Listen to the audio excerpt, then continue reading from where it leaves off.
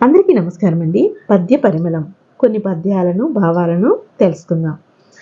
పసిడి పాపల మురిపెంచు పాఠశాల భావి నరులకు జ్ఞానంబు భద్రపరచి అందించెడి నిజమైన మందిరము అక్షరంబుల నేర్పు దేవాలయము. దీనికి భావం ఏమిటంటే, స్వచ్ఛమైన మనసులు గల బాలలకు పాఠశాల ప్రేమగా అక్షరాలు నేర్పుతుంది. అది జ్ఞానాన్ని అందించి మంచి పౌరులుగా తీర్చిదిద్దే దేవాలయం. అంటే దేవాలయం వంటిది విద్యాలయము అని అర్థం. రెండో పద్యం.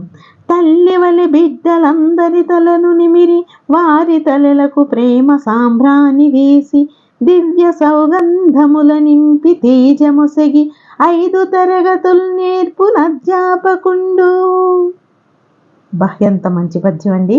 దీనికి భావం ఏమిటంటే, ఉపాధ్యాయుడు తల్లిలాగా బాలల తలలను వాత్సల్యముతో నిమిరి చదువు నేర్పి హృదయాలను వికసింపచేస్తాడు. నైతిక విలువలు పరిమళాల తేజస్సును అందిస్తాడు. ఇక మూడవ పద్యాన్ని చూద్దాం. తల్లి ఒడి నుండి కాలిడి ధరిన పైన అడుగు వేసెడి బుజ్జాయి బడికి రాగా అయ్యవారల చేత ఆలు కరిపి బ్రతుకు గృహసీమకు నంపు పాఠశాల. తల్లి ఒడి నుండి భూమిపైన అంటే ధరణి పైన అడుగు వేసిడి, తల్లి ఒడి నుంచి భూమిపై కాలు పెట్టి అక్కడ నుంచి దేవాలయంలో అడుగు వేస్తే తల్లి ఒడి దిగి బుడిబుడి అడుగులు వేస్తూ పసివాడు బడికి వస్తాడు. అది అతనికి ఉపాధ్యాయుల చేత చదువు సంస్కారం నేర్పి కొత్త జీవితాన్ని ఇస్తుంది.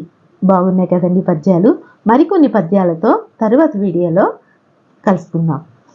సర్వే జనా సుఖినో భవంతు. స్వస్తి.